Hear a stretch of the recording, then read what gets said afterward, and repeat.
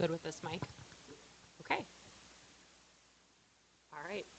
Again, my name is Nicole Richter. I'm the training specialist here at Medina County Board of DD. Today I'm joined by Jason Dresden, who is our employment navigator. And in a little bit, we will be joined by Kim Bernardi, who's our quality support specialist, and she's going to talk about benefits analysis. So just some quick housekeeping. Obviously, we have folks joining us online today. For those that are joining us online, if you have questions during today's presentation, please just type into the Q&A, and we will make sure that those questions get answered for you. If you have questions today during the presentation, feel free to ask. Please just raise your hand, let me know so I can bring you the microphone so those that are online can hear what your question is.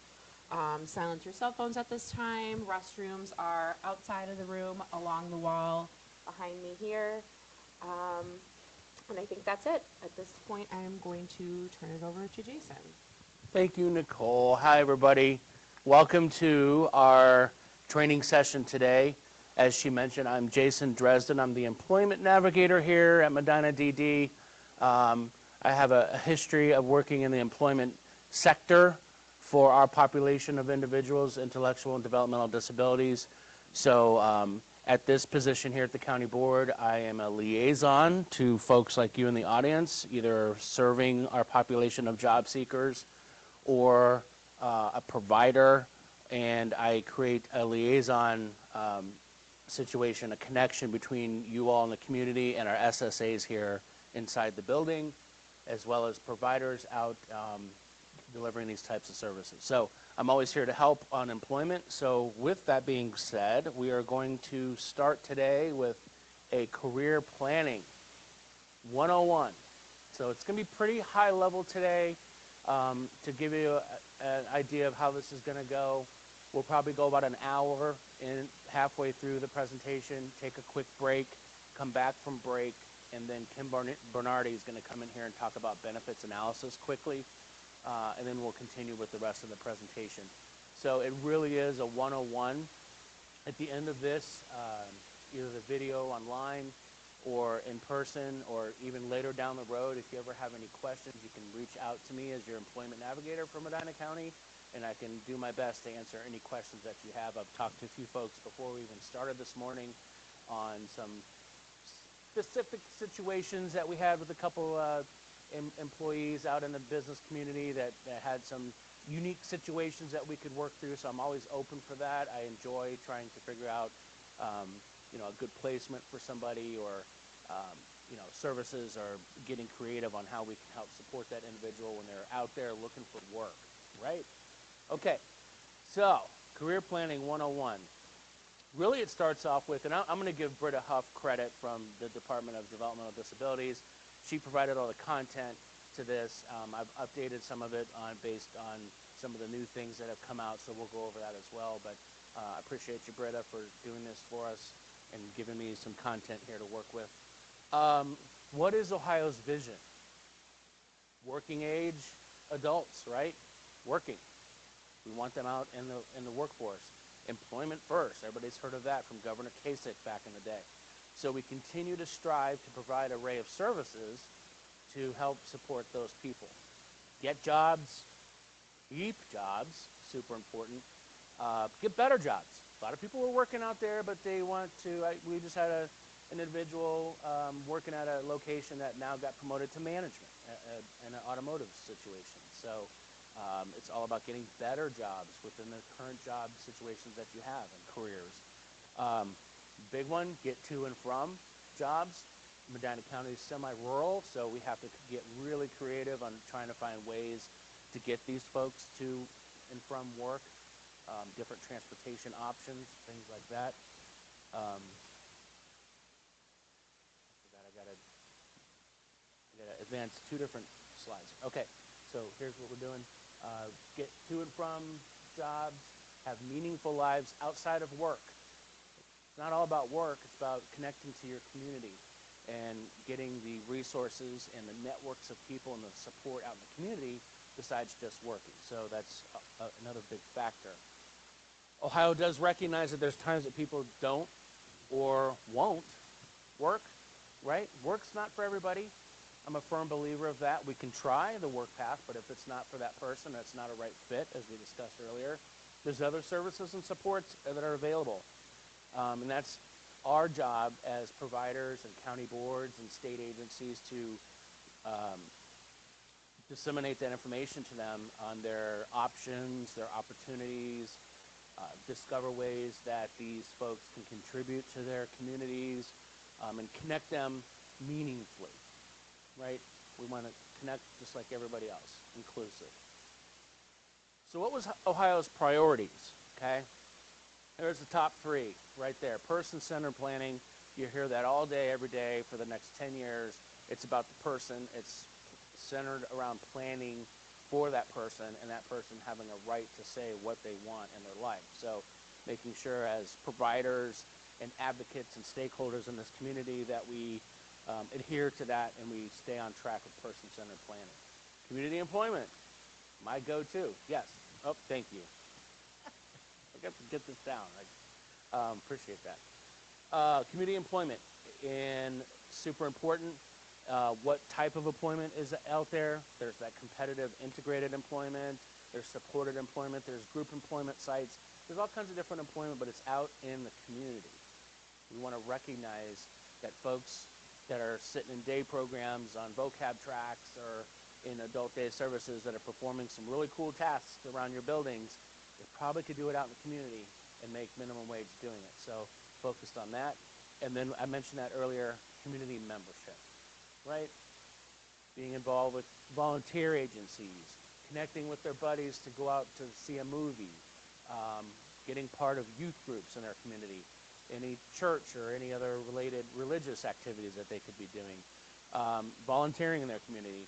All three of those things come together with a person in mind that creates that intersection between all of these things, and that's the priority of Ohio. That's what we're looking for, looking to do. Did it. All right. So we want to live, work, and play in your community, right? So regardless of their outcomes, we've got to keep in mind there's a variety of services here to support someone in achieving his or her goals. And that's what we're doing here, is achieving goals for these folks. They can use a combination of these services. Work a little bit during the day, maybe go to a youth group at night, on the weekends, participate in a social group, whatever it is, trying to come up with that combination of services to help support them is key, okay? And they should all be explored, as I mentioned, through person-centered planning and the process, and it's outlined in that person's plan. Super important. We could talk about it all day, but for it to be outlined in their ISP is where it's at, because then it's on paper, it's official, it's part of their plan, and we can execute action steps on that. Okay? Path to community employment. By raise of hands or thumbs up online, who's heard of paths to employment? Good. Good response. It's still this numbered thing that's out there, but every person on their path to employment has abilities, different abilities, skills, talents, everything that that can help enrich their community that they live in. Our path also is to ensure people, our population, have the same opportunities as meaningful employment, sustainable, meaningful employment as anyone else. And then services need to be meaningful, obviously, individualized, person-centered, and focused on progression to a path to community employment. Not everybody's ready for community employment up front, right? They need a little social skills, or maybe some toiletry skills or things like that that we need to work on before they hit the job market. But those are types of things you need to focus on and be ready for. Here they are. There they are. Paths to employment. Okay? What place? There are actually places on the path. They have place. I changed it to path. I'm always calling them paths, but it is place 1, place 2, place 3, place 4. For those of you who don't know it, we'll go over that real quick. The place on the path to community employment includes path 1. I have a job, so this person's already working, but I'd like a better one or move up. Career advancement, right? We talked about that.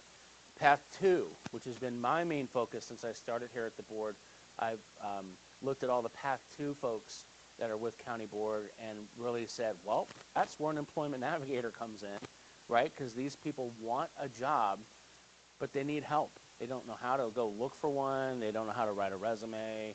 So there's a population of folks that are on Path 2. Probably as an employment navigator, my next step would be Path 3 folks, to be looking at those. And every person that comes to the County Board in their ISP, I don't know what page it is, but if you flip through it, there is a numbered spot in their ISP that tells what path to employment they are on, okay? 3 is probably next in line. I'm not sure, but I want to learn more. I didn't know what I wanted to do when I first started working. I did the normal thing that everybody does. I went and flipped burgers at Hardee's and went from there. Bagged groceries at grocery stores. So, I wasn't sure about what I wanted to do for a career, but I needed help to learn more about it, okay? And then Path 4, there's people. This is a population of people. I don't think I want to work. Totally cool, right? That's me. No, sorry. Kidding, John and Ed. I don't think I want to work, but I may not know enough about it. So again, a little bit more understanding. These are work trials. Maybe you could put someone out in the community, do a work trial. Like, just see, there's another side besides, doing karaoke or playing Fortnite at home. You can go out in the community and work, okay? So that's the path to community employment. And then again, any questions in here as I go, feel free to answer. If I don't have the complete knowledge to answer your question appropriately, we'll parking lot it, and I'll get that answer to the group at some point. Here's the biggie. Informed choice.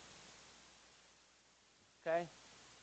Everybody should be familiar with this. This is a right of an individual when they're on their path to employment, is that they have informed choice. What does that mean, Jason? It means they have the right to make decisions voluntarily, not voluntarily, after careful consideration of options of different providers, different services, based on reliable and accessible information. That providing someone a menu of services that they can choose from and want to do so, or a menu of providers that they want to choose from, and any real-life experiences tied to that. Informed choice, right? They need to be able to be informed, and make an appropriate choice on what they want. Key, person-centered planning, 101, right there. The goal of informed choice is to help the individual discover and explore employment, right? Informing them of choices, different options, different paths. Individuals are supported to make choices based on accurate information. We support their choice. If they're their own guardian, we support that choice of that individual and not try to curb it based on our own opinions and ways and means and what we think is right for that individual. If they're their own guardian, they're making the choice, okay? And that's based on all this accurate information and knowledge about community employment. Things like today, what is community employment, what is career planning?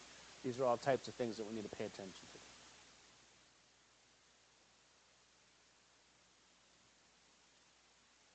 Broken down a little bit more here for you. Informed choice falls in these categories, that the person has interest, and informed choice comes from exposure for that person, okay? Looking to everyone that can help a person explore interest. There's several services we're going to talk about exploring an individual's interest today. What inspires that person, and then finding opportunities to contribute back to their society, okay?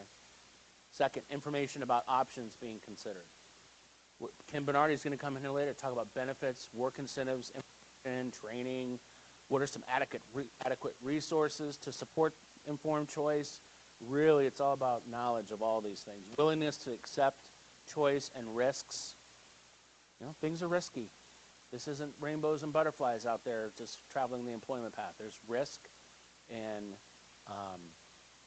liability and things like that. Probably because I'm a loud talker. Okay. All right. Want me to just cut this one off then, or?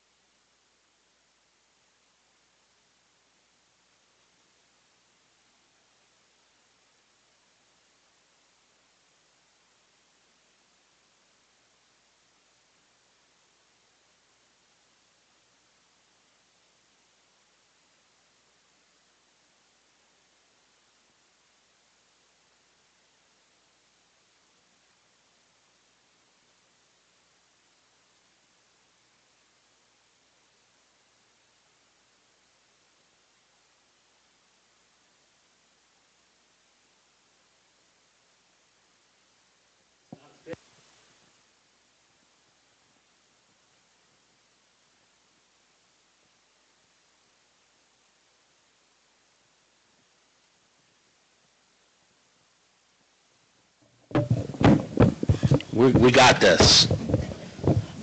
Third one is a charm. Okay.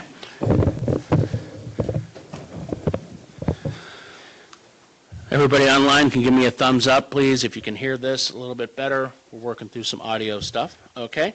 Focus on self-confidence and community. Last one. Small steps, right? Talking about work. When is it too early to talk about work? I've got a 12-year-old at home, and 12-year-old, and we're talking about work right now. That's his mom and dad, but it's never too early. To start exploring careers, talking, planting that seed, right? Having trial work experiences, we'll talk a little bit about that today, and learning something new, self-advocacy, okay? Informed choice, okay? How does that work? How does informed choice come about? Well, it's the team. It's everybody, stakeholders, everybody involved with Johnny. I always use Johnny as my client. Who's Johnny's family? Who's Johnny's service providers? He's got an SSA, probably, educators.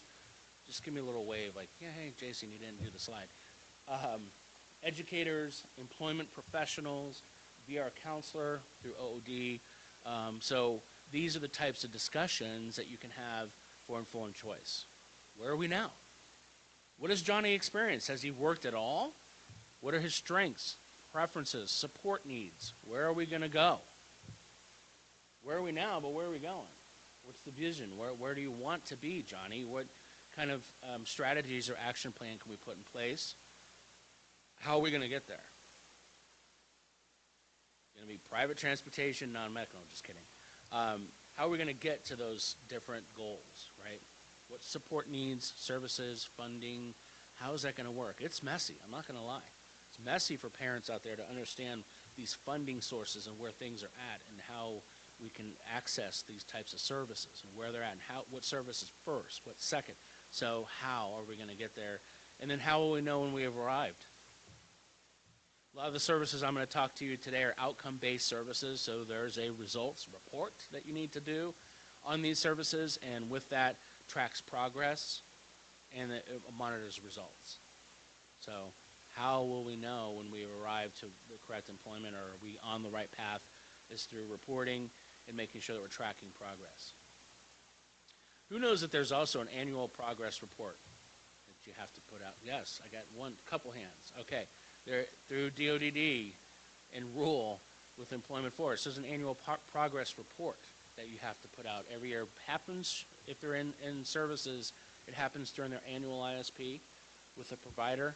So there's a little tidbit information you need to be taking a look at tracking progress. What's our current situation? I'm going to get to the services. Again, today is going to be a 101, so I'm not going to deep dive too far into each career planning service. I want to just give you an overview of what's happening, but here's how it all works out together, is that there's current adult day services, and then there's employment services. Some providers do both. Some do one of the other, or the other. It's fine, just whatever you choose to do. But in the middle is the waiver, okay? Home and community-based services, waiver.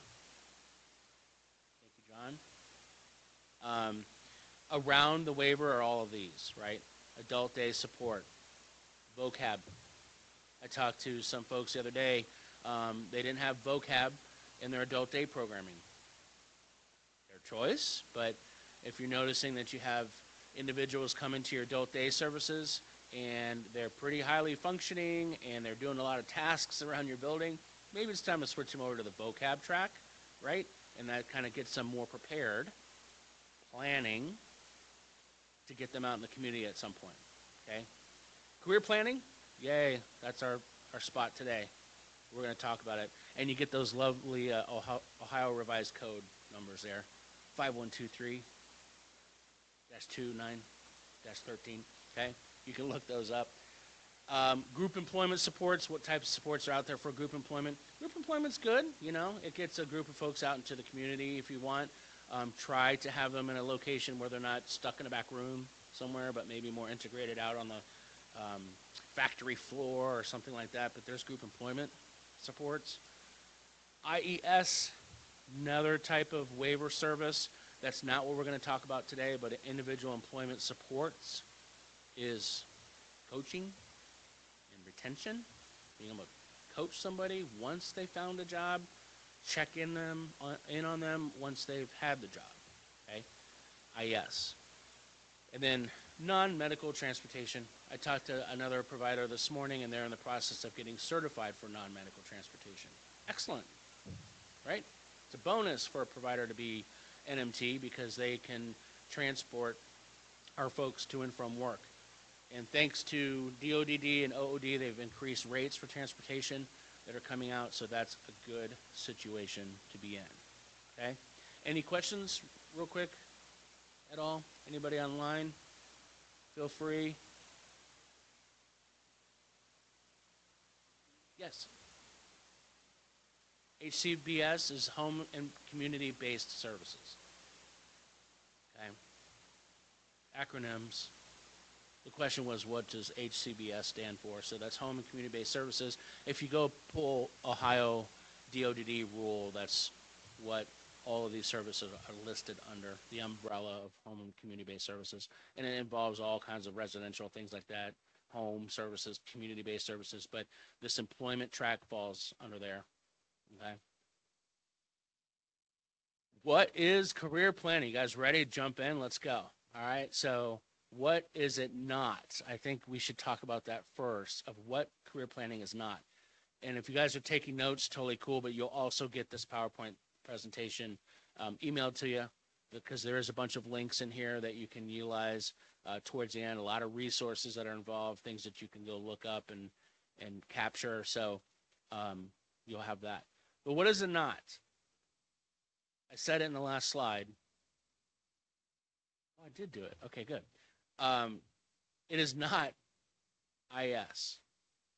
Career planning is not IES. It doesn't fall under that. Career planning is IES is individual employment supports. We saw that as one of the services around waiver. That can help a person learn how to do a new job or get better at their current job. That's individual employment supports. That's not what we're going to talk about today. So that's kind of a myth out there. It's like, oh, this is all together. It's career planning and IES, and they all work together. No, they're separate services. And career planning is just that. It's planning, helping, supporting someone in what? Finding a job. Not that they already have a job and you're supporting them on that job. It's finding a job for somebody. Okay? So IES does not support helping someone find a job. That's once they have it. Okay? Just think we should kind of clarify that. So yes, IS does include, which is not career planning, it does include job coaching, check-in, follow along, however you want to label it, retention, and then it can also involve training too, IS, for assistive technology uses on the job, helping someone, supporting them while they're on the job, but it's not career planning. So Jason, what's career planning? Okay, it is a service funded by Medicaid, right? And the waiver services to help people get a job or become self-employed.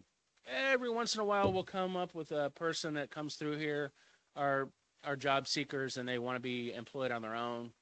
You know, I've seen a lot of social media folks that did self-employment. They run sock companies, and you know, there's cooking channels and things like that where they're probably content creators on YouTube that are making a ton of money.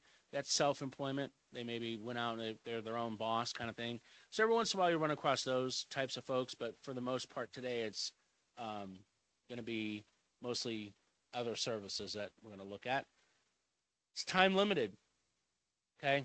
And it's personalized service to support these people in reaching their community employment goal. The idea here is to have a goal for everybody in community employment, right? You don't want to go into community employment and not have a goal, which we've seen. So make sure you pay attention to that. Okay.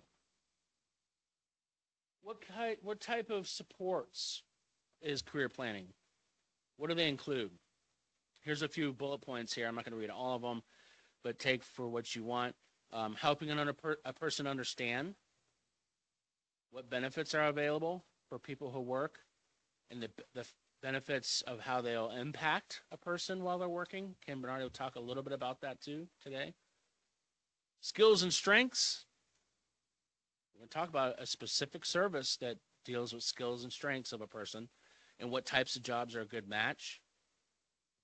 I literally wanted to play in a band when I was going through college and stuff, and I never made it. I came out of college with marketing. So I would have loved to have some discovery and kind of know what my strengths and skills were and maybe fine-tune my job path a little bit back then. But hey, I'm in good shape now. Writing a plan to help that person get a job. That's supports that could fall under career planning. Keep a job, get a job, advance in a job. You should always have a plan. You should be in the plan, okay? What changes, helping a person create a business plan, that's self-employment.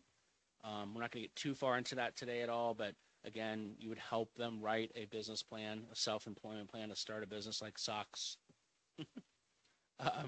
And then there's job trials too, under career planning.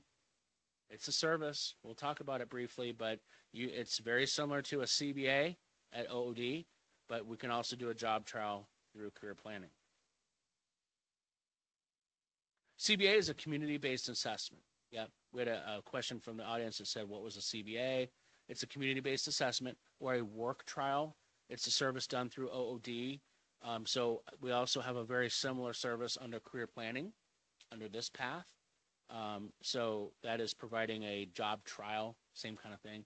But it's to help benefit the individual out in the community, kind of go out and try a job and get paid minimum wage, while you do it. But it's very similar to that. Who can use it? Who can use career planning? Me. No, I'm in good shape. People who want a community job, right? Career planning. In a place other than what? We don't even say the S in front of this board anymore. In front of a workshop, right? Thank you. Gosh, I'll get good at this. I'm getting like little waves or like thumbs, around the room. Thank you. I'm receiving a lot of help from the folks in here. Great. So a workshop that can get the same kind of service through OOD, okay? Get them out of those workshops. Where can a person receive this service? Where can they receive career planning? Throughout the what? Community, not in a workshop. This is get them out. Get them in the community. Not even their person's home, more than likely. It could be on special cases, but where the supports can be accessible and provided. Community, right? At the person's place of employment, there's services under career planning that you can help them at the place of employment too. So out and about, not inside four walls, okay? What are the limits on using this service? It's time limited, Every service has an outcome under career planning, and it's somewhat time limited. As providers out there in the community, you don't want to spend long periods of time necessarily on delivering these services because then your bottom line goes away and you get to a break-even point, and then you get to maybe a point where you're not making money. So there's some time limited to this service as well. It's not intended really to be long-term under this career planning, okay? One person. This is a one-on-one service. It has nothing to do with group employment.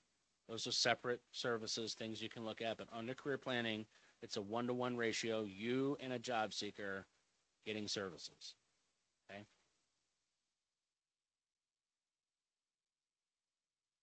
Here we go. The meat and potatoes. Thanks, John. Career planning. Components of career planning. Here they are. We're going to go through all of these today. Briefly, again, they get real in-depth. There's a lot of service description behind each one of these services. Feel free to take a snapshot of that on your phone, screenshot it online. Again, I'll get you this PowerPoint, but yeah, this is it. This is what's under rule. Career planning service components. First, and can be first, typically first, doesn't have to be first, career discovery. Super important. I wish I had career discovery, like I was mentioning back in college, where someone discovered my interests. My parents Bag groceries or flip burgers while you go to school. Okay. Thanks, Mom and Dad. I really wanted to sing with Ozzy Osbourne. No, just kidding. Career exploration. So there's a bit of a progression to these services. They don't have to be delivered in this order. Sometimes your job seekers will come to you, already had one of these services, or based on discussion of what that person wants for a service or what the team comes up with. It might not be in this order, but these are your menu, okay, of career planning services. Career exploration, okay. Benefits analysis, the money. I'll let Kim talk about that. That's her specialty when she gets there, but that's another service under career planning. Yes.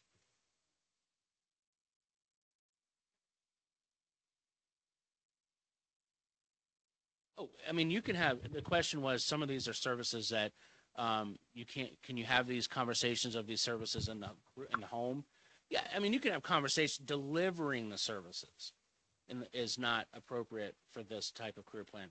You can't go do career exploration at someone's house. So you can talk about these and have conversations and discussions about these services, but when it comes time to delivering the services, you want to be delivering them out in the community, away from home or a workshop. So great question. You can have conversations about it, absolutely.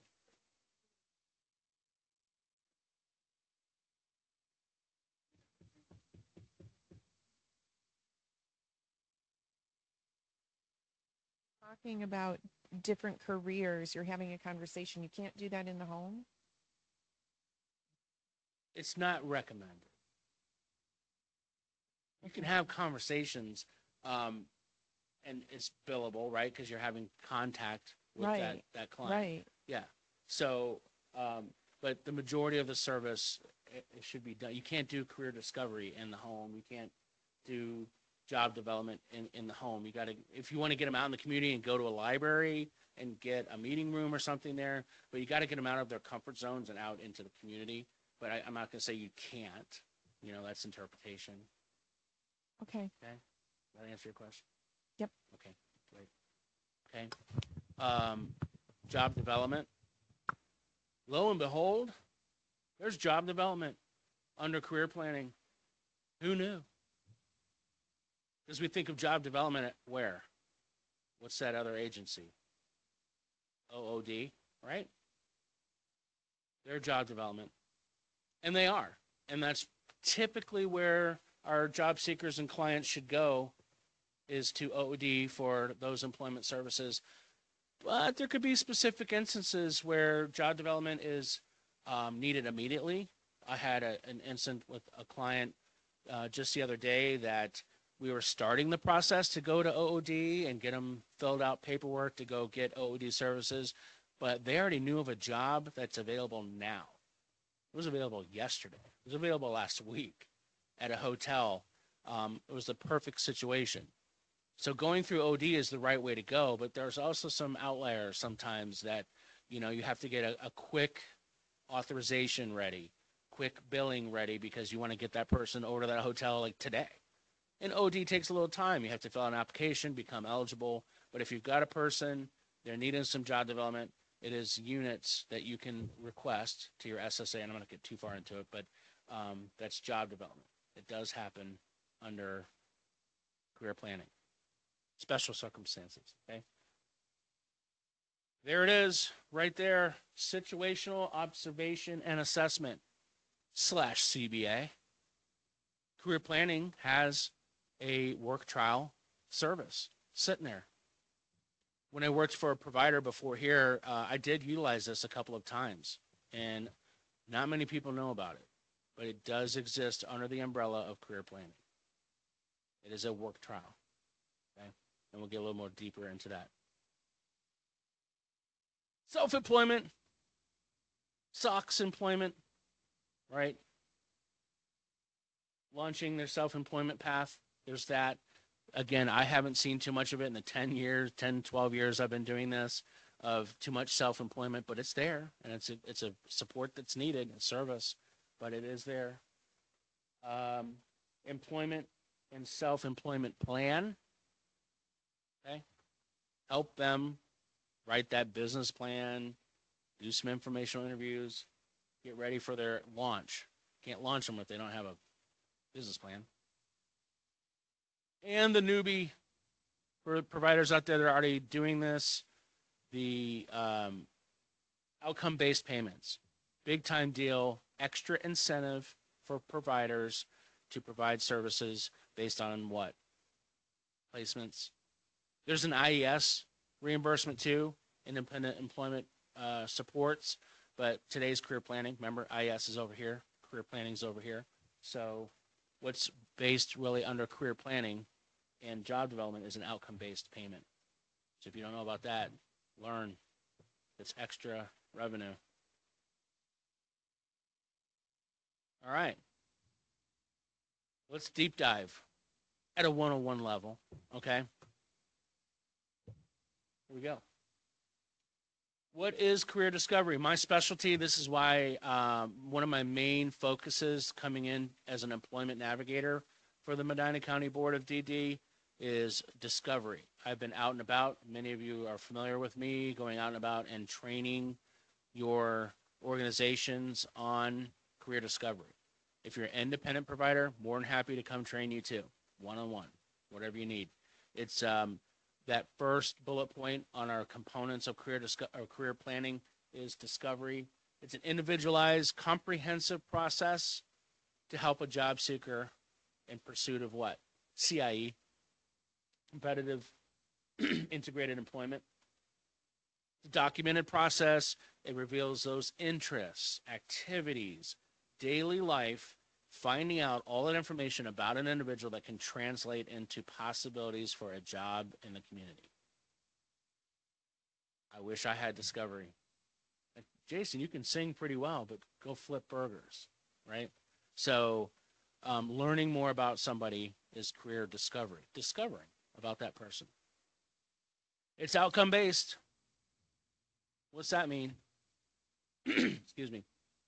We have to have an outcome, and that outcome is a statement, and it's a report, and it has to go to the SSA, and it has to be put into the plan as an outcome. There's a next step after discovery, okay? As providers, you're paid one time. It's a one-time payment for this report of career discovery, and it's approved by myself and the SSA. By the time we get to the report and we have some meetings, we're probably pretty good with the report, and we submit it for approval, and then you can get reimbursed or payment, okay? Oh, what's that last part? Cannot be provided in a facility. Again, as much as possible, conversations are fine, but when you're going to deliver discovery, out and about, discover that person. Take them a walk around a pond. Find out who they are. What does it identify? Career discovery, the individual's interests, okay, in one or more aspects of the job market. You can unearth, is what I always say, the interest levels of these folks. I'm going to get this before this presentation's over. All right. Skills, strengths, barriers, okay? Discovery can unearth barriers. We need to know barriers, but it doesn't always mean it's a hindrance to employment. There's something out there for a person with some limited barriers, okay? Finding those types of things that is likely to be valuable to employers, that can translate their skill set over to an employment goal that would make the job seeker happy as well as the business, okay? And then any conditions necessary for them to be successful. Johnny stays up until 2 in the morning every night and plays Fortnite. Johnny wakes up every day after the night of playing Fortnite at 11 a.m., right before lunch. That's something to know about Johnny. Is he going to be successful going to work for like a Dunkin' Donuts? That's a 6 a.m. show up? Nope. Adhere to what Johnny likes, his dislikes. Don't take away Fortnite till 2 in the morning. He could probably go to a restaurant and work, a shift 7 to 9 in the evening and rock and roll. So these are the types of things to get creative with on Discovery. Yes, Nicole? Question for you from Yes. online. Okay. Actually, there's two. First one is, can you please define who can and cannot get the same kind of service through OOD? If one has been seeking help with OOD for over a year without success / follow through / anything done for the individual, what are the alternatives you can offer? Okay. When it comes down to what service path or what funding path you take, excuse me, for that person is based on your certifications as a provider. You can't just take a person down an OOD path if you're not OOD certified. So that's first and foremost. You have to have both certifications as a provider. Today, we're just talking career planning. This is DODD certified to deliver these services under career planning. Kind of on that same line, Jason, the other question is, what providers are eligible for career discovery? So I just wanted to throw that in there. If you're certified as a provider to provide this DODD career planning services, and you will know that or not, that then you can provide all of these services. That's just, you have to have DODD certification to do so. And if you don't, that's a different discussion, but I can help guide you in the right way. It's simply just contacting DODD. I'm not sure these days of the exact process to become certified. I'm sure there's some loopholes and some jump through holes and hoops and application process eligibility, showing that you're an organization of a certain size to become certified to deliver career planning services. So I think in follow up to that first question, Nicole, as well, is my person was at OOD for a long time and not going anywhere. Well, first of all, that's a person's choice. So is that person happy with what's going on in that service path? If they're not, if it's a dead end or whatever, fine. That means you can come back and revisit with your SSA or even the counselor at OOD to say things aren't working out. And it's that informed choice. It's the right of the individual to maybe pick a different provider. Been there, done that at the provider I worked at. We weren't great at everything. And there were clients that came through that didn't like me because I was a male and they needed a female job developer, So things happen. People switch jobs, they switch paths. So if it's not working in one situation, there's always opportunity to go down a different path. And just to be clear too, there's OOD and career planning. Two different funding paths, two different certifications for a provider. Today we're just focusing on career planning. So hopefully that answered your question online. Good questions, by the way. Okay.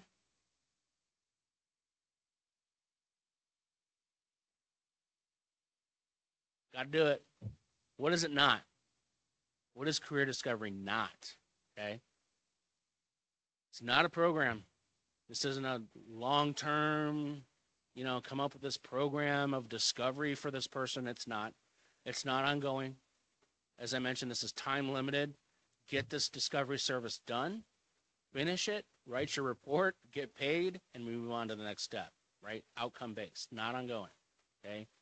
There it is again. We're pushing this. It's not facility based.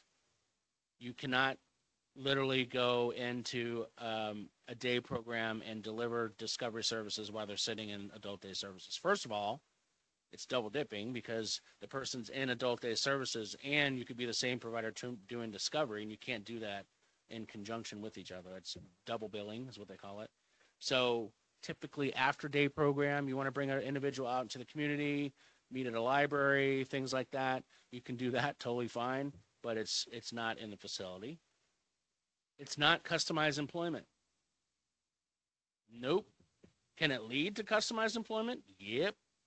Okay. But the actual service of discovery is not customized employment. Okay. Self-employment, same thing. Discovery service itself is not self-employment. You're not helping someone write a business plan. This is not self-employment. And is it an OOD service? For those of you in the room, no, everyone's shaking their head. No, it's not. Not OOD. This is all career planning. Okay. Real quick, what is that path for discovery? Okay. Here's the flow chart. This is not new information. All of this discovery service and some of this content was delivered and released in 2015. It's been out there. We're trying to resurface it. We're trying to revitalize it. We're trying to refresh it. So this flow chart was back in 2015. Isn't it a beauty? So this is basically the path under discovery of the flowchart of discovery, okay? I'm not going to go into each thing today, but really cool. Leave behind for your clients. I can get that to you, not a problem. It's also on DODD's website. You can unearth that under the career planning guidelines documents there. But it's basically you get a referral in the brown box. You do an introductory meeting. Okay, it's bulleted over here on the side.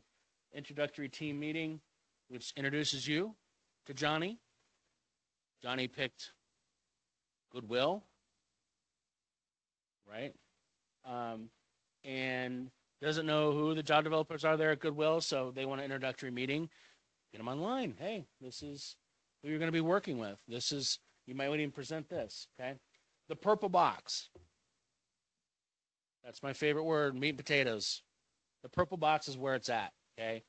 That is where the majority of discovery service happens. That's the majority of the data. It's the majority of things that occur for discovery, okay? You see there is a home visit in there, right? But you have neighborhood observation, interviews, things like that. There's also observational visits. There's two types of observational visits you do with a client under discovery.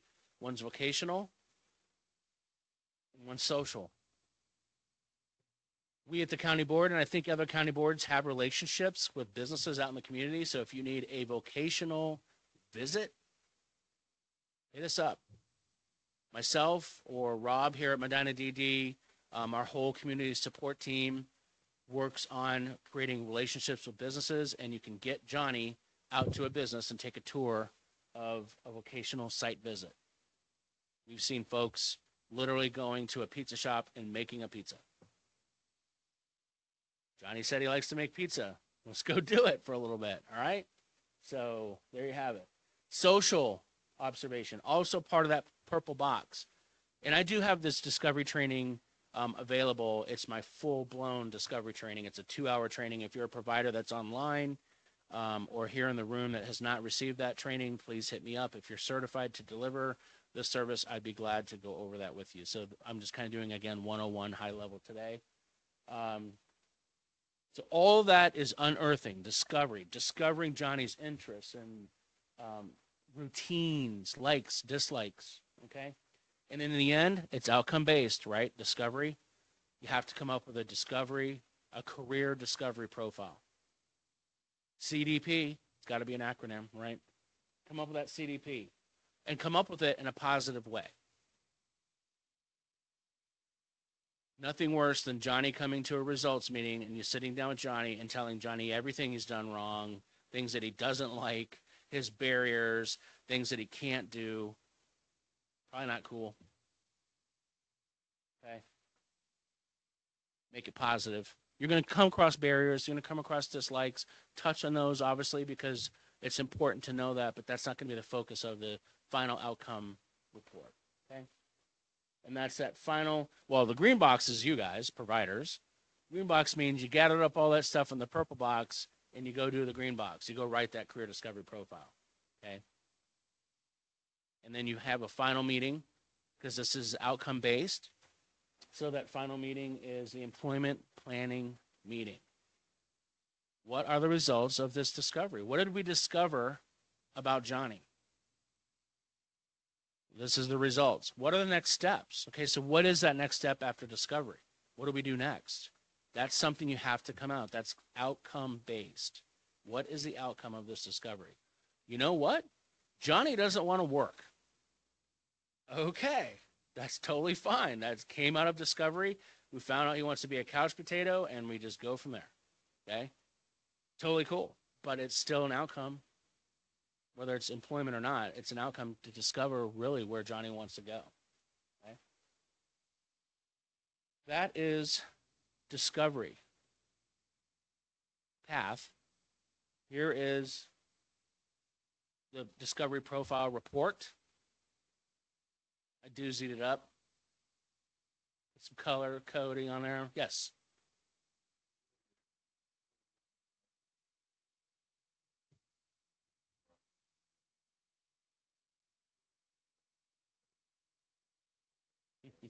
Yeah. Later on down the road, you're like, no, I want to work. Yeah. The question from the audience was, have I ever run across a client that wants discovery twice? Personally, no, I haven't. We've ran discovery with that person to find out what their likes and dislikes are. That was enough data to say we know what they like and dislike, but we can go back and change an employment goal. Like if they wanted to, work somewhere different, not be a bagger, but, turns out Johnny likes rock bands and he'd be great washing dishes at a local bar that hosts live music. So he's around live music, he's washing dishes, and he's happy. So yes, you can revisit different job goals. Yes, good question though, because also job goals can come out of discovery. But you should have enough data. You'd probably want to revisit the report and look at the report based on what was summarized for Johnny and say, you know what, we kind of traveled that path of what he was doing, and he didn't quite like that. So let's kind of dig a little deeper into the report and see what's going on. Yeah. Run across people that have just these more social interactions and engaging things new. They learn new skills. I want to try that now. Yeah, absolutely. Sure. Yeah, you're going to always be coming up with it's progression, right? Like, oh, I never knew about that. You're jumping the gun a little bit, which is great because the next service is career exploration, and I'll talk about that here briefly too. Okay, but great questions from the audience. Anybody online or questions? Okay. So here's the report, handy dandy, outcome report. It's a discovery profile report, career discovery report. It is a Microsoft Word document, editable. So when you're going to type this up, you can type your data right into this report. This is what is going to summarize all of that purple box, right? We're going to get everything in this report. Insights, information, recommendations for next steps. See it? It's the last bullet down there, okay? It's all, the sections are all lined out.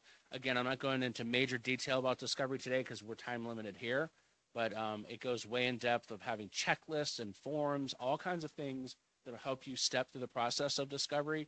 And guess what? You have me. And you have other employment navigators at different county boards that are here to assist you guys with discovery. So if you're not learning every specific step about one of these services, let us know. We're here to help, okay?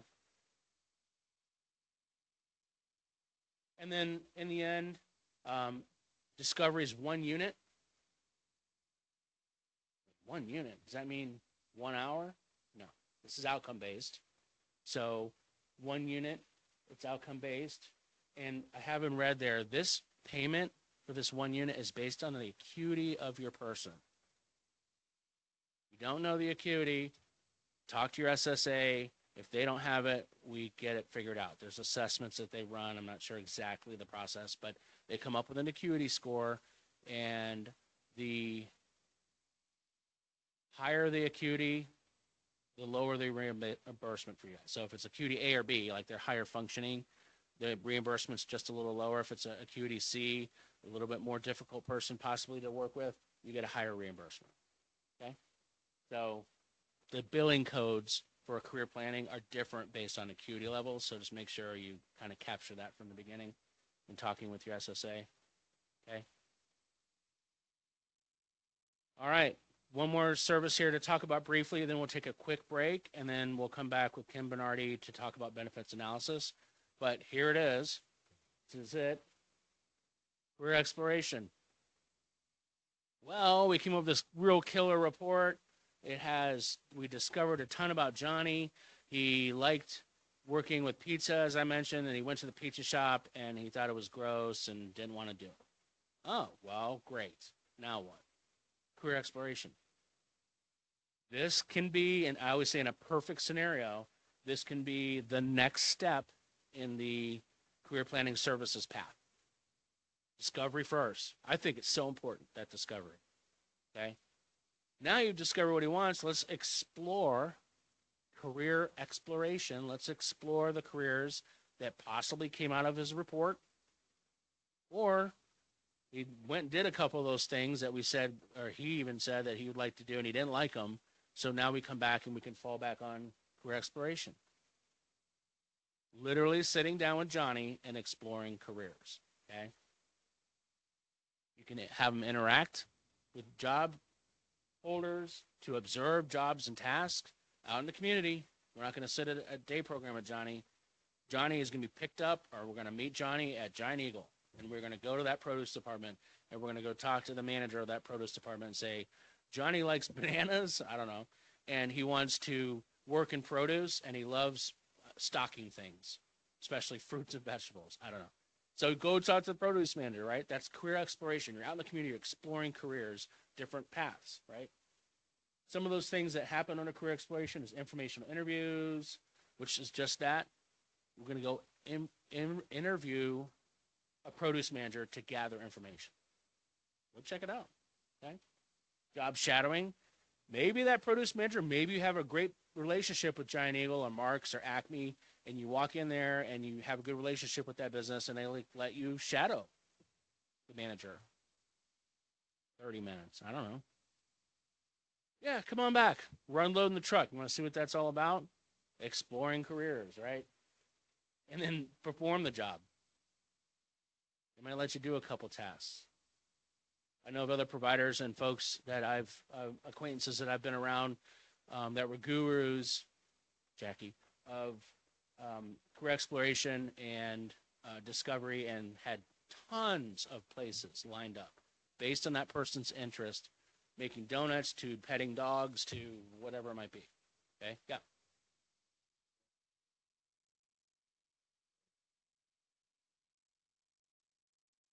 Yeah, I mean, you're exploring a career. The question was, can career exploration be part of a temp agency? Absolutely. An agency is a career, right? You can get a job through an agency, just exploring maybe how the temp agency works, right? We're gonna go there and say we're gonna go check that out and see how the temp agency works. Exploring anything, any kind of agency, community job out in the community, exploring those options are open for career exploration. I can tell you though, it might not be classified as a temporary placement though. I mean, a permanent placement if you get someone placed through a temp agency. Fine, that might be what they want to do, but in the world of other state agencies and things, that's not always considered a permanent placement.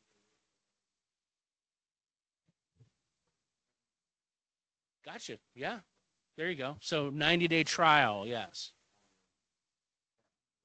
Yeah. Yeah. Good point. Starting off at a temp agency and then they hire them on. Good stuff. Yeah. Okay. So what really is it? Again, I kind of already talked about it. It assists the individual interact with job holders. Okay. It may include informational interviews, shadowing. It can perform the job tasks. Write this one down. Yes. Oh, yes, Zach. You have a question from online? Yep. How many areas of interest can be listed during career exploration?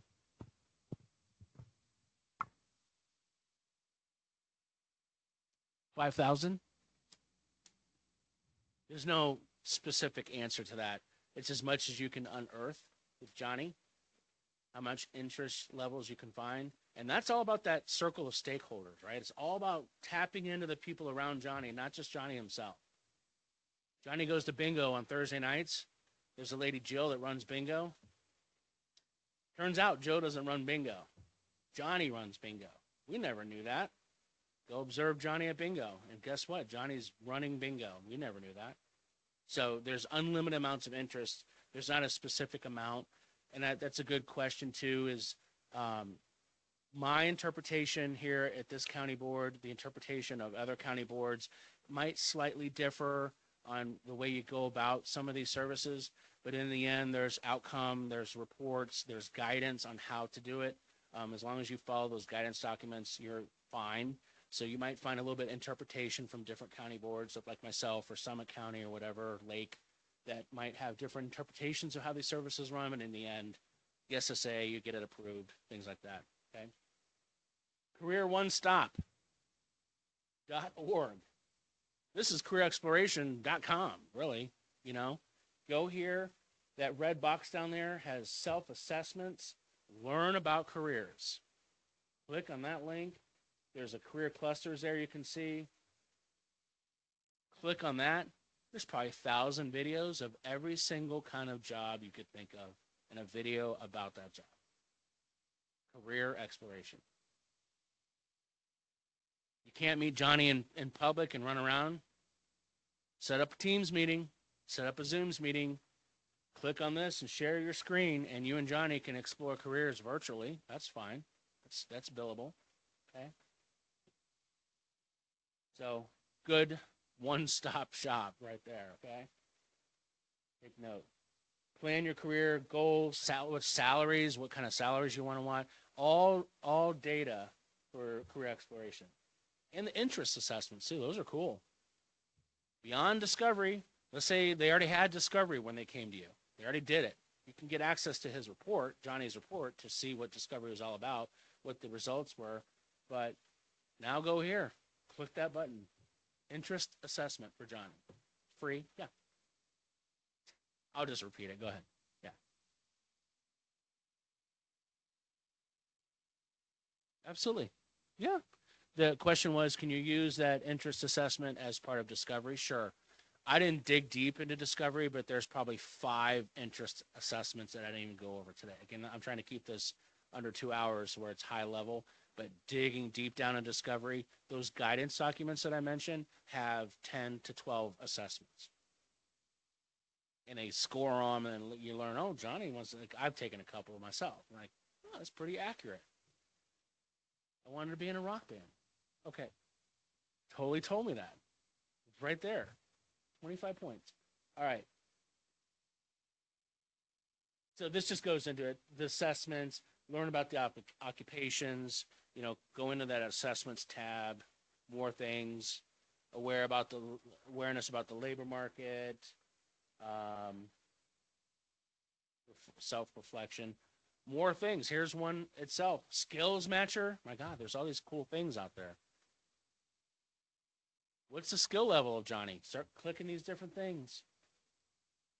I think it spits a report out in the end. Career videos, as I mentioned. Click it.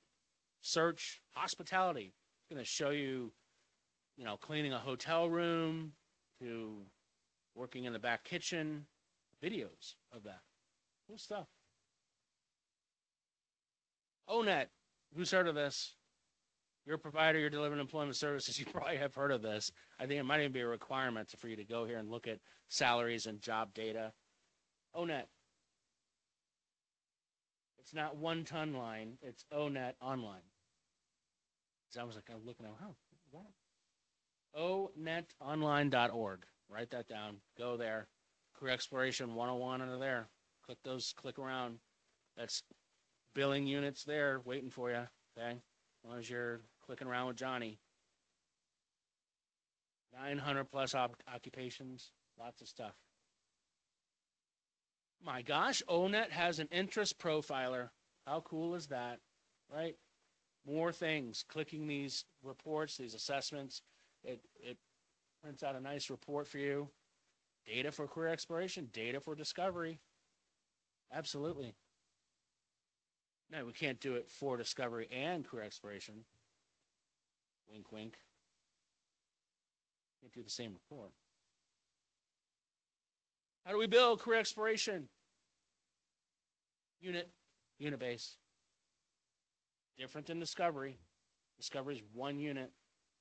Career X is 20 units, whatever you and the SSA come up with on how many hours you want to deliver career exploration, maybe 10 hours of Career X. Right? 4 units to an hour, 15-minute increments, all that jazz. But you can figure out that quarterly unit. Okay. All right. Let's take a 5-minute break. Guys, use the restroom if you want online. Go grab some ice water, cup of coffee. We'll take 5 minutes here. We'll be back at 11:15 to have Kim Bernardi join us for benefits analysis. All right.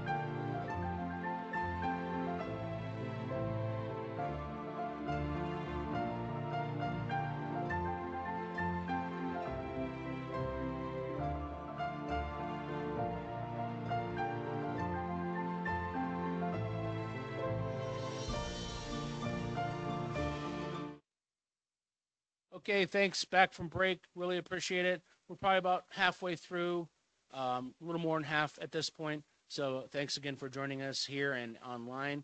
Next up is Kim Bernardi. She's going to talk to us today briefly, again, high level, about benefits analysis. So, Kim, it's all yours.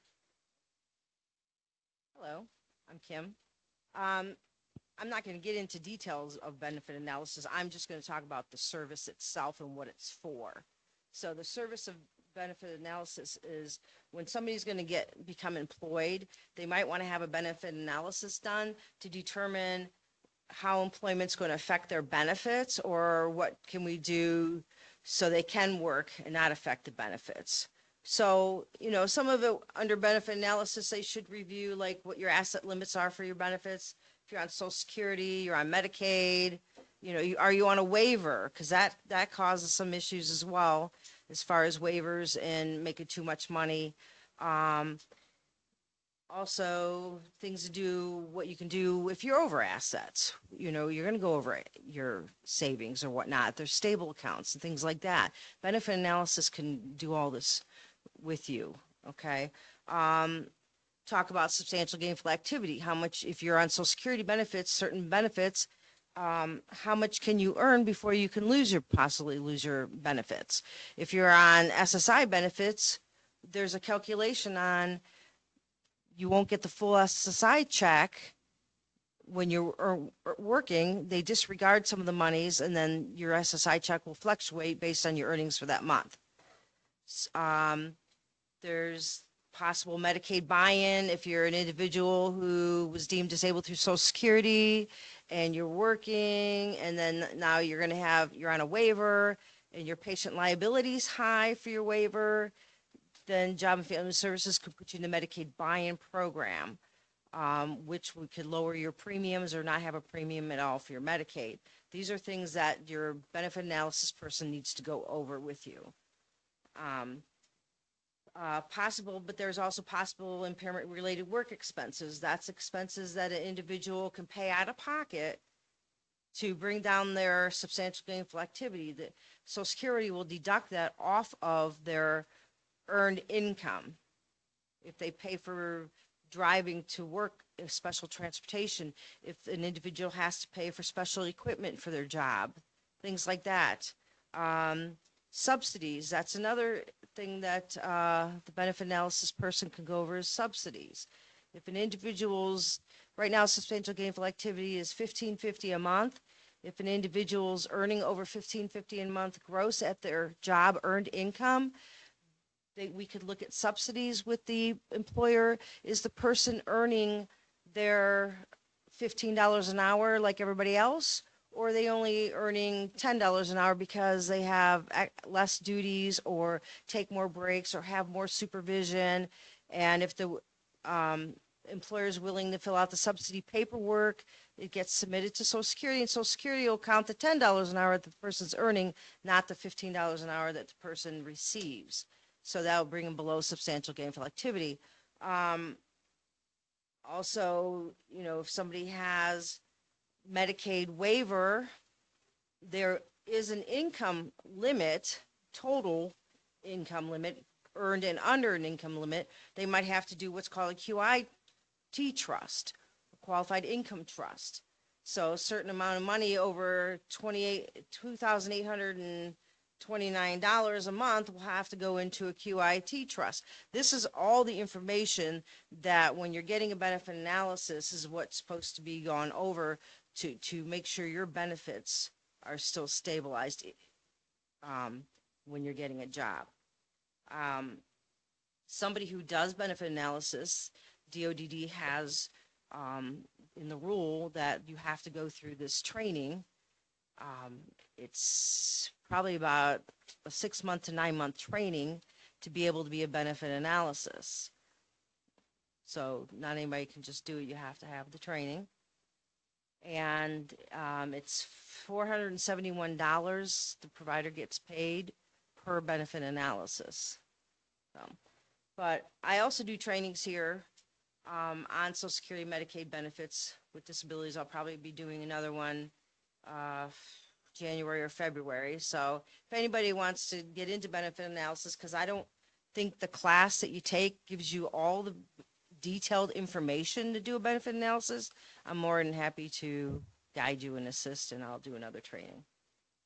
Any questions?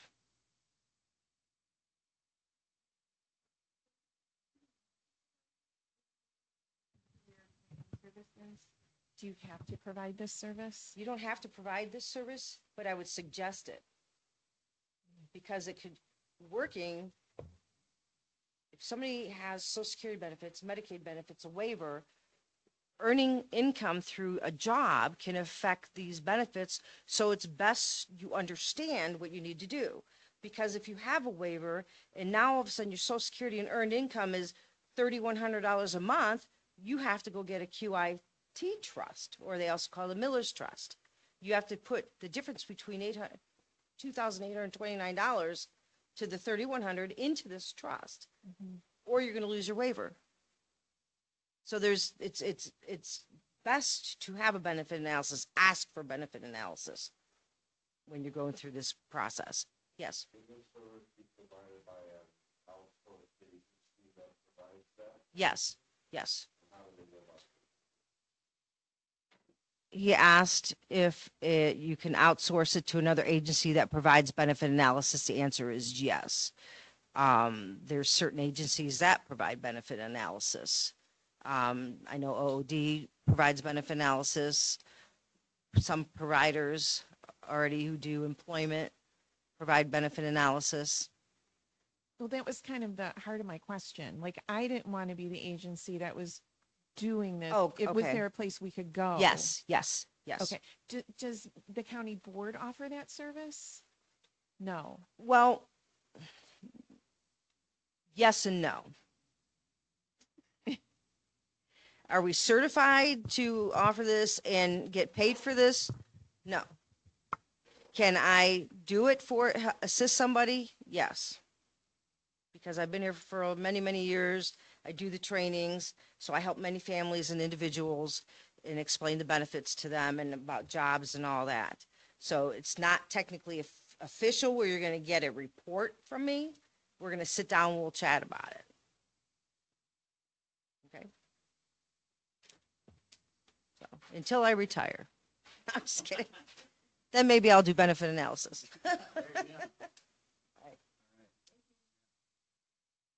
Thank you, Kim. Super important. I know in Summit County, when I live in Summit County, but I know there was just 1 or 2 providers that did benefits analysis, and they were rocking and rolling. So it's definitely a service to look into. As Kim mentioned, it is a service you have to get separately certified for. Outside of DODD, you have to go, and it's whoever's a numbers cruncher, right? You have to go get that done. And it's a lengthy certification. Cornell University, different places. Back in the day, OOD did support through grant funding to have providers pick 2 people at their agencies to go get certified for benefits analysis, which was cool.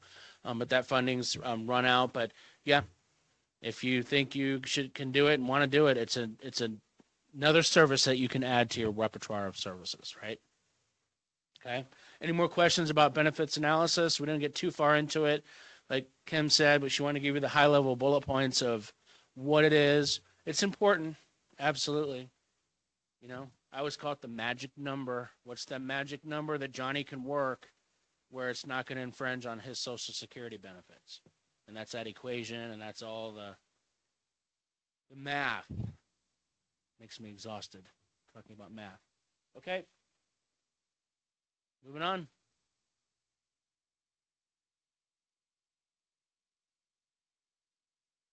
Benefits analysis, outcome-based, right? What does she say? A report. She's not going to get you that report. She can just provide consultation, is what she was saying. But you need a certified benefits analysis person or provider to deliver that. You're gathering up all the financial information. There's a lot of W-4s, W-2s, all that jazz, and getting that all together and putting it into one final report. Yes.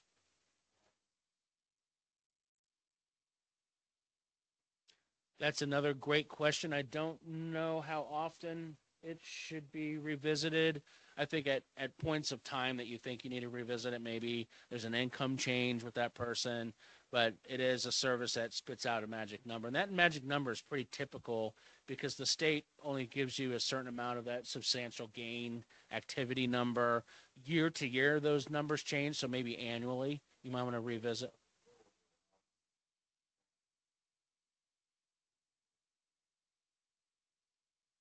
It's just a one-time. Yeah, you're going to go do benefits analysis for Johnny. You're going to come out with a report. Johnny now knows it's the typical magic number between 20 and 25 hours per week at minimum wage is enough income to not infringe on his hourly or his SSI or SSDI. But then year to year, that SGA number changes based on federal numbers and government. Minimum wage changes, right? So maybe annually is probably a good idea to keep revisiting that, you know?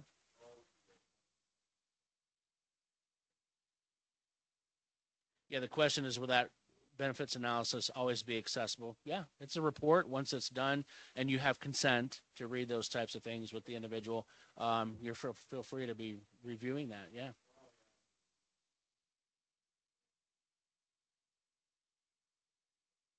Right. Yeah. Yeah, if you pick up a new client as a provider and you're doing some services for them and they have SSI, SSDI, hey, Sally, have you ever had a benefits analysis done? No, what's that? Okay, let's talk to you and or your guardians and let's run one. Let's go do it. Find a provider that can do a benefits analysis and have it done. And that's where you go back and talk to your SSA, you know, and get those services authorized and on the plan, and then someone will do it. Maybe you in Medina County. Not me. Not good with math. Okay. Here we are. Job development. It does fall under career planning. It is a service. And it's that service no different. As you know, for those of you that are OOD certified, they just changed this terminology to be job search, which is fantastic because that's what it is. You're not developing a job. I didn't go to Giant Eagle and develop a new position there. So I'm trying to think of one, but I couldn't. So it's job search, job development. I did bring up a specific case earlier. If you have an individual that's looking for a job and has a job and comes to you and says, Kim, thank you for being my job developer, but I know of this position already because I drive by it every day when I go to McDonald's, and I know this hotel is hiring for a dishwasher Monday through Friday, and this person is not OOD ready, and they've found this job now, and they're with us, Medina County Board, and they're on waiver. That's a special circumstance. You could probably get some job development units authorized for yourself under career planning, right? Not yet OOD, because it's such an urgency. it's an outlier situation that you need to have that happen quick, like yesterday. So that's a common scenario or situation that we see with job development under career plan. Okay. If you got time and you get a new client and they come from the county board and we're going to refer them over to OOD and there's some time for OOD to do their thing, right? Do the intake, write the plan, pick a provider, and then you get that person that way, then that's the way they go normally, okay? Through OOD, job search. But secretly, it exists under career planning. So it's just that. It's no different of type of service of delivering job development. We just had a provider call me yesterday and just say, it was the same situation. Jason, we're getting this person eligible with OOD. We're filling out all the paperwork, but the mom and him found like this job yesterday and he wants to go apply for it, but we're not comfortable sending Johnny on his own. Like Johnny needs a little bit of help, maybe brushing up his resume, maybe filling out the application. Well, as providers, you want to get paid for that service. So there are some circumstances that you can discuss with either myself or that person's SSA to see if we can get a few units of job development for you. Okay. Before it becomes, before he goes to OD. Resume writing, job search, assistance interviewing, all the job development kind of stuff, right? Okay. And its job development is unit based. I don't know if I have that. It might be the next slide. Yeah. Okay. So we'll talk about that in a little bit. Here is the new service reimbursement. Thank you, DODD. This is wonderful. I look at it too as kind of like tiers, or what do they call it now? Places? I can't remember. With OOD. What place are you on? So what is it? Parts. Yes, thanks, Kim. What part are you? But it's just the way for DODD to help providers get a little additional reimbursement, cash money on outcome-based payments, okay? So hopefully you've heard some of this guidance come out from DODD this year. There's two different levels of it, one January 1st, one June 1st, so they change some of these rates as they move throughout the year, which is also great, but it revolves around outcome-based payments for employment services under IES, which we're not going to talk about too much today, and job development, career planning, job development. Remember, this is just DODD, career planning. Okay? You now have the opportunity for outcome-based payments. Do you?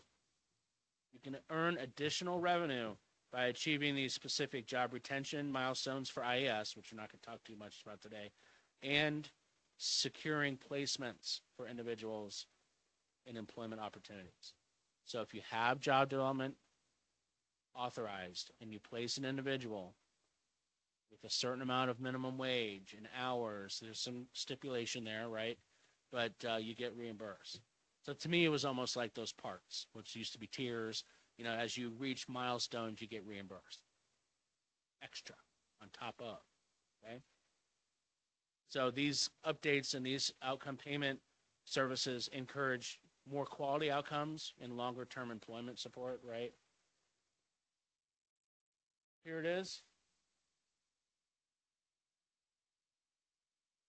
This new outcome payment on the two waiver services, one job development under career planning, as I mentioned, and then one IES. Today, we're just going to look at the job development related reimbursement, which is the big old yellow star over there. And it is based on acuity level. But there are the two outcomes that you need to satisfy to get this extra reimbursement. Place somebody. Yeah. I did all that job development. I placed him at this killer job and I didn't get any extra money. Well, now you do. Okay. As long as it's competitive and integrated. Okay. There's the different reimbursement payments that you get for this outcome payments based on acuity level. $290 on top of job development units for acuities level A and B. And then C A little bit more difficult placement, right? Look at that. Double, almost. Okay? $430 extra, replacing someone with acuity level C. Possible. It's placed all the time at QDCs. Okay? And another payment, if you got that placement in the integrated setting and was at least $12 an hour or 30 hours a week. More money. Good stuff. $200 for A1 and Bs, A's and Bs, and $300 for acuity level C. So what, $730 extra dollars for a placement in a community employment with either 12 hours or $12 an hour or 30 hours a week. And you put that all together, you know, in your communication to your SSA via, there's an attestation form, such a hard word to say, that you fill out, and it shows their placement of employment, what hourly wage, what hours they're working, and you submit that through, and that's how you get your bonus. Okay, the IES is at the bottom. It's just more around retention. Remember, IES is coaching and retention. We're not going to go over that today, really. It's pretty simple service, but you get units, and once that person hits 90 days in IES, bonus, submit your paperwork. They're hired on June 1st, September 1st, it's 90 days. You get a bonus. And then 180. So what's cool here is what you're seeing is the match here between OOD and DODD, kind of understanding where people lie in employment services and kind of matching what each other are doing. Okay? Good. It's good stuff. Any questions on that? I threw it here because it's part of job development under career planning. Job development's unit-based, right? 1 unit, 15 minutes, 4 units, 1 hour. How much job development do we need? 10 hours, 40 units. Simple math, right? Easy stuff. Little bullet point down there at the bottom. This service is not available to someone on place 4. Why? What's place 4? Don't want to work. I'm not going to go job search for you if you don't want to work. And then I'm trying to get paid for that.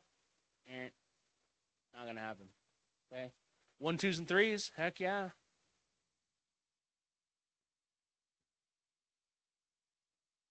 All right. CBA in OOD world, but in career planning DODD world, it's called situational assessment. Thumbs up online or raise of hands in the room that you have heard of this before under career planning. Okay, couple. Quite a few actually. I get some thumbs up there, Zach. Okay. Okay. All right. Well, I know a lot of you know what this is too, but here it is. It is a work trial. This is where you were coming up with these different situations. Like, my person's kind of not knowing what they want to do. We did a discovery. We did career exploration. Not ready quite yet to do a job. We're kind of figuring out what this person wants to do. Haven't traveled the OOD path yet, because that takes a little bit of time to get the application and all that stuff rolling. Maybe we're doing that, right? I want to bring that up. You can run both of these services concurrently. You can run career planning and be getting them ready for OOD at the same time. So discovery might be happening over here under career planning, and you're submitting the paperwork, and we're helping you get Johnny eligible and active with OOD. No rules that these can't happen together, as long as you're not billing the same time together, right? That's double dipping. So you sit with Johnny and you do discovery as a provider, and from 1 p.m. to 2 p.m., and you finish discovery, and at 2 p.m. you break out your computer and you start filling out some OOD paperwork. Totally fine. 2 p.m. to 3 p.m. It's a separate hour of service, different service, both running for Johnny, but getting creative. So what is situational or observational assessment? I learned a lot about this at my last job when I was on the provider side.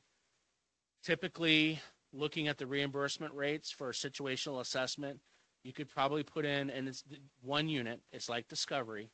You get 1 unit of a situational assessment. I don't know the exact reimbursement rate, but as a provider, we figured out that 10 hours was a good amount of time to go do a work trial, go out into the community with Johnny, to Giant Eagle, stock for 10 hours, and you should, based on, as a provider, you would also pay Johnny minimum wage and get 10 hours with Johnny of services, stocking or doing whatever, was still enough reimbursement to suffice you guys making some margin on that, okay? Instead of breaking even or losing money, we figured, oh, you know, if you get about, and there's not exactly a rule on how much time a situational assessment needs to occur. It is more of that you and the SSA and Johnny feel like you got enough time out in the community. I mean, you're not going to go for an hour.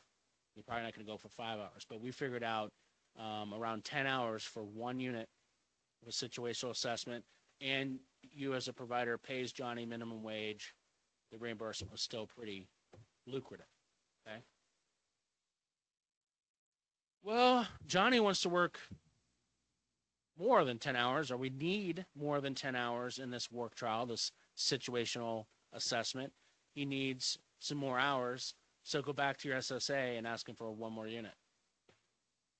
It's allowed. So you can do 2 units of situational observation, and it gives you 1 unit of 10 hours and another unit of 10 hours. So you get your typical CBA hours of 20 hours, but you've requested 1 unit of 10, 1 unit of 10 to get your 20. Does that make sense? Okay. It's doable. We had to figure it out at the last job that I was at. It works. However, you do have to have an outcome report after the first 10 hours, which probably would recommend that he needs an additional 10 hours. And I'm sure an SSA would be happy that you came up with that first 10-hour report on that first unit and put that together, recommending, like, we could use another 10 hours. And Giant Eagle's cool with it. We've got transportation set up. Can I get that additional unit? Should be okay. Never knew, did you? Yes.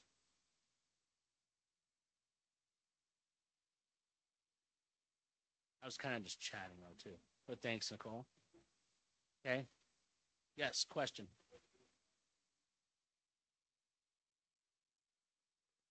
Break it up. Yeah, the question was, does that 1 unit or the 10-hour, again, it's not set in stone that it's 10 hours. It can be 5, but you need to come out with enough data to support your SSA being happy and the employment navigator that you did enough out in the community. It doesn't have to be 10 hours straight. You can break it up like, 2 hours here, 2 hours there, however you want to break that up. But 10 hours is a good number with you also paying minimum wage and the reimbursement that you get back. Pretty good situation for you if you get it around there and it makes everybody happy. Good question. Is there any questions online with that too? Outcome based, right? You got to write that report at that first 10 hour. You got to write a report at the second 10 hour, right? Each unit at the end is that outcome. And maybe after that second unit, and that's it per span. Like, you can't go 4, 5, 6 units. The SSA is going to forget it. You're not allowed to do that. But I believe under a span you can get, this one says 4. That might be an update, but I always knew it to be 2. Maybe you mentioned a good situation is they change provider and they want to do another assessment. So that's probably to be discussed with your SSA. But you can get a couple units and get 10 hours, and you can do 10 hours at a different location. That's another good question, okay? Doesn't have to be at Giant Eagle. I think we did 10 hours once at a Giant Eagle, and it didn't work out. So we request, and the outcome was it didn't work out. We were doing bagging groceries or stocking, whatever, and he didn't like it, didn't work well around people, social environments. So we went to an assembly line at a warehouse for the other 10 hours. Okay? Totally cool. It's a work trial. It's situational observation, assessment. Okay, and then there it is, written report outlining the findings that provides those skills to be developed to ensure the success moving towards CIA. So you can do these types of things up front. Find out this data from the discovery. Find out the data report from CareerX, and that's just units. So you're going to write up a kind of a coaching report, right, for that template. This is just outcome-based. This is all data that's going to be wonderful for OOD when it comes down to saying, you're ready. Maybe you didn't do job development because you're doing some of these other services. You have time to go get, eligible and active and apply for OOD and get them rolling. And those counselors over at OOD are going to love this because they have all of this information to fine-tune that job goal. We went and did a job somewhere and didn't like it. What? Did you do discovery? No. Did you explore any careers? No. We just sat down in a meeting. We asked him, he's like, we asked him, do you want to bag groceries at Giant Eagle? Or I always use Giant Eagle because they're very good at hiring. But do you want to work retail at Kohl's? I don't know. Okay, it's retail at Kohl's, and then that's the job goal. So all of these different career planning services are very beneficial to getting a lot of information up front to fine-tune that job goal. Yes, Nicole. Someone online has a question, says 2 units within 1 week. 2 units within, it's okay. We're in the studio, yeah. Great question. I don't think you can pull that off. My personal opinion, it's 1 unit of 10 hours. You need to have a meeting and write your report up, that outcome-based report for that first 10, and then have the SSA say, yes, great, I'll authorize an additional 10 because we think you could use some more work tasks. We didn't like Giant Eagle. We're moving over to Kohl's instead. I don't think it's probably beneficial to do it straight. But I'm not the bearer of funding. Your SSA is, so if you have those types of questions, that would be individualized kind of question. But me personally, I don't think that would probably work too well of having a 10 and a 10. We'd love to do that, right? Monday through Friday, 5 hours, Monday through Friday, every single day. That gives us our 20, we're done. If you can sneak in a meeting on Wednesday, no, not even Wednesday, like Tuesday morning after you do your 10 hours, which is 2 days, then you can sneak a meeting in, get an SSA to approve it, and get it in the plan. And I just think that might be difficult. So my experience with having back-to-back was maybe a week in between or so. Few days at least, but you got to get that report done. You got to talk about it, and you got to get it authorized and move on to the next. So good question. Anybody else? Okay. Getting close here, folks. Hang with me. All right. Towards the end of the career planning services, we've got self-employment. Not going to go too far into this. Again, it's not the most popular service. It is available. You can deep dive into that more online in the DODD guidance, but under career planning, but it's just support services to help implement self-employment, business plan, launch a business. OOD does some of this too, not very popular. There's a whole self-employment path on OOD where you go and you interview people and you literally write a business plan. It happens, but it's not most popular, so I'm not going to spend a whole lot of time on it. That's outcome-based too, self-employment.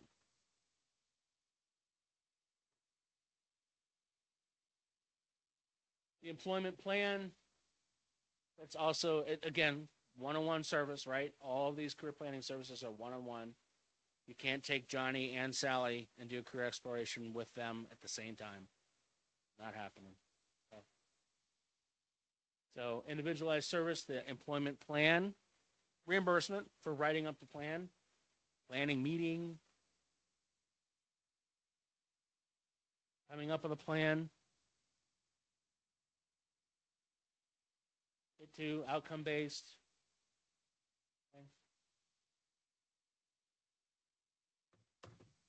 Any questions for career planning? That almost wraps it up. So that really the current focus here is of state initiatives around career planning is supporting providers and county boards to move from facility-based to community-based. We've been saying this for 5, 6, 7, 10 years. out of the facility, into the community, okay? Develop resources, engage businesses. There's all kinds of presentations from last October.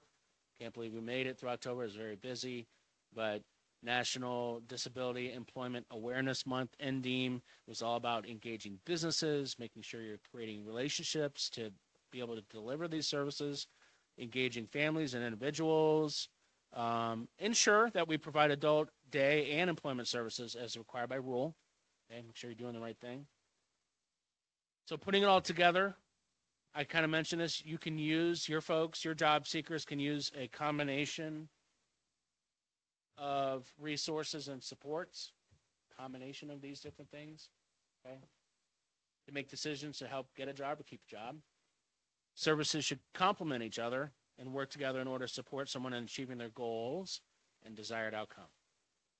Goals are important, person-centered, making sure you're following what Johnny wants to do, not what you want Johnny to do. Okay. Multiple services may be authorized, right, to support a person on the path to community employment for socialization and recreational supports. We have an HBC provider in the room, okay? HBC, wonderful. Take them out for coffee. When you're done with coffee and you're done with that HPC activity, if you're certified to deliver employment, let's do some discovery. Just can't merge the billing. Be nice, but not allowed. Okay? So in the end, for example, you've got services from OOD that can be used at the same time. I did mention this earlier, that this is how it can work. You might be told differently, but it is legit unallowable. Okay? Same time a person is using services through waiver. Just don't double dip. Fun term. Okay? So all of these things can be happening around that person. IS, adult day. Again, I mentioned it earlier. Go to your adult day program. Fine. You love to go do that, Johnny? Go do it. We're not going to take that away from you. But afterwards, it gets out at 2 o'clock, and you have transportation. Hey, can your transportation drop you off at the library after adult day support? Because I'll be there waiting, and we can talk about discovery. So be creative. Get on a bill. Okay? Adult day supports, career planning, OOD, community options, HPC, residential situations, all kinds of stuff out there under waiver, and how it works in conjunction with our state agency, OD. I'm going to give you back 8 minutes. So anybody have any questions on career planning? I don't want to get too far into it today. Anybody online that have questions, feel free to throw them in the Q&A. And if everybody in this room and online would kindly, it's up to you, scan that QR code for me. It'll pop up an evaluation. If I could get an evaluation so I keep my job, whether it's good or bad evaluation, that's fine, but I need to get something from you guys if that works. I also sent this out via email to everybody already. So if you're online and you're watching on your phone and you can't scan the code, that's fine. It's in your email. Just fill it out at some point or today. You are,